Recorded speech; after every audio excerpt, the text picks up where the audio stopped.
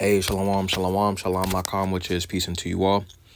Hi, Rob Tawab La Atham, Za'achyakam Yawam or Chagadal Charlotte, which is good evening. This is your brother Yawam from the JMS camp in Charlotte. Nachamatam, Kayah, Malaka, Tashamayam, Kwara, repent ye for the kingdom of heaven is in hand. Call Layam La La, Banawa Yahweh Bahasham, Yahweh Shai, Bahasham, Rachakodash, Wamashana Lazaquim, Nawam Lakim, Sharachagadal, which is all praises to our Father Yahweh, which means he exists. Bahasham, in the name Yahweh Shai, he delivers, and double honors to the elders and apostles of Great Millstone. Zatahoyam, this is Psalms chapter 12 and verse 8. And it says, the wicked walk on every side when the vilest men are exalted. And pretty much, I was reading this, I believe it was yesterday, and pretty much, it sparked in my spirit. And I just wanted to go into this precept. Adonai Tazah, Zabanayapa, Lord's will. This is a beautiful edification through the spirit. All right, so reading back from the top. And it says, the wicked walk on every side when the vilest men are exalted. All right, and I want to get this word for walk.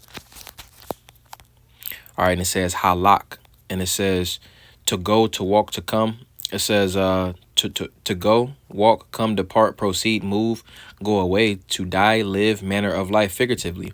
All right, I want to touch on this, the manner of life part, because it's going into, again, the word halak, which has a meaning of figurative, a manner of life, So it says the wicked walk on every side, So essentially what's pushed, what's susceptible, the conversation in the earth, is essentially is wicked conversation. That's essentially why those that are wicked are able to go as they please and do what they do in a wicked society, being that the earth has been given into the hand of the wicked. All right, reading it again, it says the wicked walk on every side. All right, because judgment is not going forth.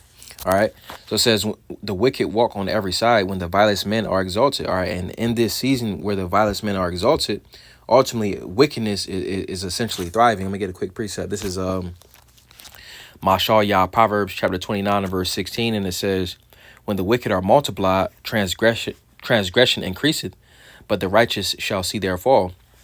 All right, and ultimately, the wicked has been multiplied both in seed and then also in ideology. The mindset, the lifestyle has been ultimately multiplied, going into Hellenization, which pretty much is repackaged and westernization. So essentially, the wicked's mindset is being multiplied and transgression essentially is increasing, you see. But the righteous, we're seeing, the fall of Esau Edom, you see, because ultimately, his kingdoms have been found wanting, as pursuant to in Daniel. His kingdoms have been found and lacking righteousness, right? In which a kingdom that's essentially thrived, or excuse me, a kingdom that's incepted and ran off of wickedness is only for a season. All right, so going back to Psalms, chapter 12 and verse 6 or verse 8, it says, the wicked walk on every side when the vilest men are exalted. All right, in which this word for vile, all right, it says zawat. All right, and it says worthlessness. It says a shaking. All right, it says terror, trembling. All right, going back. And pretty much the point that I want to get was worthlessness. All right, because pretty much it says the wicked walk on every side when the vilest men are exalted. Those those that are pretty much worthless, vain men are exalted in this society. All right, Esau Edom. All right, people in worldly positions, they're pretty much exalted. They're pretty much put on that pedestal. All right, and the things that are of the scriptures, they're put low when it should be the other way around. What's pushed on this planet Earth, all right, is wickedness, and that's because the wicked is walking on every side. Being that it's no judgment that's going out. So let's get another one. Let's get Ayawab, Job chapter 9, and we'll get verse 24, and it says, the earth is given into the hand of the wicked. He covered the faces of the judges thereof. If not, where and who is he? All right, so the earth, all right, has been given into the hand. Your hand represents your power. So the wicked have the power of the earth currently. It says he covered the faces of the judges thereof. If not, where and who is he? So a literal example of this was the time of iconoclasm during the Renaissance. You see, but then also in that, all right, it also goes into pretty much what the judges stand for. All right, it says he covered the faces of the judges thereof. With the judges, the Lord Yahweh, his son Yahweh Shai, all right, and the Israelites ultimately stand for righteousness. You see, so what Esau has done is ultimately covered over the true identity of what the Lord Yahweh Shai looks like. All right, also who is They also covered over, who was the people of the Lord, being that they said that they was the people. You see, in a sense, the world don't, the world is in a state of confusion, you see, because it's, Esau Edom wants to put everybody into an identity crisis. All right, and from that identity crisis, pretty much it comes from that, the covering of the faces of the judges thereof, because pretty much the judges ultimately stand for what's right and was righteous. All right, being that the vilest men are exalted, currently as we got in Psalms the 12th chapter, everything that's pretty much being pushed out is deception. All right. So reading it back, it says the earth is given into the hand of the wicked. He covered the faces of the judges thereof. If not, where and who is he? So if it wasn't the Esau Edom, so-called, excuse me, if it was not Esau Edom, the so-called white man, who would it be? Who is putting their face, all right, as the Lord Yahweh Shai. All right, because as it stands, you can go in, a 2/3 house, all right, that's into so-called Christianity, and there'd be a pale-faced, blue-eyed devil, staring right back at you. That's not the true image of the Lord, and that essentially serves as, the illustration of this precept, the covering of the faces of the judges thereof, because ultimately the true the true image, all right, and the true depiction of the Lord is found in Revelation, the 1st chapter, all right, but that's not what's pushed, all right, in the earth, all right. So continuing on, let's get Isaiah Yashaya chapter 60, all right, and we'll get verse 1, and it says, a glorified Zion, and it says, arise, shine, for thy light is come, and the glory of the Lord is risen upon thee. All right, and what the light, talking about the wisdom, knowledge, and understanding of these scriptures, are ultimately the spirit of the Lord Yahweh Shai is resting upon the elect. All right, and it's being seen in the elect. All right, because the elect ultimately is pushing forth this word. All right, it says verse 2: For behold, the darkness shall cover the earth, and gross darkness the people. All right, so darkness is covering the earth, being that the vilest men are exalted. All right, the earth is given into the hand of the wicked, as the precepts that we got. All right, so darkness. All right, let's go into this word for darkness. All right, and it says chashak, and it says obscurity, secret place. It says ignorance, destruction, wickedness. It says misery. All of that is pushed. All right, and these don't just stop at these specific words. All right, ignorance. All right, it's a saying in the world, ignorance is bliss. So being in a state of not being aware, pretty much that people are happy with not knowing what's going on, not knowing about the scriptures, not knowing about prophecy, not knowing about having a certain type of level of discernment. All right, that's what's pushed in the world. All right, ignorance. All right, misery is what's pushed in the world. All right, misery is given to Jake as a diet. All right, and this is done by way of how Esau essentially sets up this system. All right, destruction. All right, the mindsets that was pushed by Esau Edom, essentially in the end, they ultimately gonna lead to destruction. All right, so going back, Isaiah Yashaya chapter 16 verse 2. For behold, the darkness shall cover the earth, and gross darkness the people.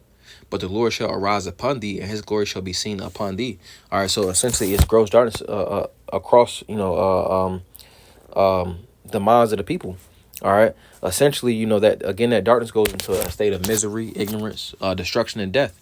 All right, it says, but the Lord shall arise upon thee, and his glory shall be seen upon thee. And this truth, this light is essentially being seen upon the men of the Lord, the elect. All right, so let's get another one. That'll be it. But this is Zayashaya. This is Isaiah chapter 59, and we'll get verse 14. Because going back into the scripture said that the wicked walk about on every side. Being that the wicked is walking about, that shouldn't be in a righteous sense. All right, because if it's wickedness, in a society, a true righteous ruler will cut that out. I'm gonna get that point real fast. This is Bon Sirach. Let me see, Bon Sirach chapter 10. All right, and we'll get verse 1. It says, a wise judge will instruct his people, and the government of a prudent man is well ordered. All right, and which, I'm going to keep going. It says, as the judge of the people is himself. All right, and being that, it's wicked rulers in charge of the planet Earth. Hey, well, everybody in the society is going to be wicked. It says, as the judge of the people is himself, so are his officers, and what manner of man the ruler of the city is, such are all that dwell therein. All right, and that's why it's a whole bunch of wickedness going on the planet Earth, chiefly in America, Babylon the Great. Verse 3, an unwise king destroyeth his people, but through the prudence of them which are in authority, the city shall be inhabited. So being that it's not judgment going out, all right, that shows that it's a lack of prudence. All right, so if it's a lack of prudence, all right, that shows that it's an unwise king, and that's ultimately the destruction of the people. All right, and being that it's a kingdom has to be served by subjects. All right, and those subjects have to have a righteous mindset. All right, and that's not what's going on. Going back to again the precept that we got in Psalms, the second chapter, the 12th chapter. All right, so let's go back to this. This is Isaiah 59 and verse 14. It says, "And judgment is turned away backward, and justice standeth afar off. For truth is fallen in the street, and equity cannot enter." True equity can't enter. The mindsets, of the people. True equity can't enter. In America, Babylon the Great. You see, because ultimately, the wicked is in rulership. All right, they don't rule. All right, with a righteous mindset. All right, and that's shown, all across the board. When it comes to the court systems, though, essentially they got what's called, sentencing. All right, and sentencing goes back to the census. So ultimately, when you look at the legislative area of pretty much Esau's system, ultimately, and the judicial and the executive, all of those branches, essentially, it's a whole system to where it's set up on the census, going back to a sentencing. That SEN goes back to the census, you see, because everybody that works in those different sectors, they're going to give you something based on their discretion, in air quotations, which means how they feel. They're going to give you a sentencing on how they feel. Oh, well, this cop, he felt in danger, so he essentially detained someone based off of how he felt. So true equity can't enter the land of America, Babylon the Great, you see, because it's founded on deception and lies. And essentially, the vilest men are being exalted in this society. All right. So continuing on, verse 15, it says, "Yeah, truth faileth, and he that departed from evil maketh himself a prey. And the Lord saw it, and it displeased him that there was no judgment." And ultimately, going back to this precept, being that righteousness is not, being pushed. Hey, we're essentially witnessing the downfall of Esau, Edom, our enemies. All right. So I'm gonna get this, and I'm gonna go ahead and close. But this is Proverbs 29 and verse 16, and it says, "When the wicked are multiplied, transgression increaseth, but the righteous shall see their fall." So being that the mindsets, the lifestyles, and what's pushed, or what Esau Edom essentially his plans, being that that's pushed, all right, everybody else is essentially being impressionable and subscribing to those ways, all right, other than the elect. All right, and that's why essentially transgression is increasing. All right, and again, that's why we're seeing the downfall of Esau Edom. All right, because he doesn't stand for righteousness.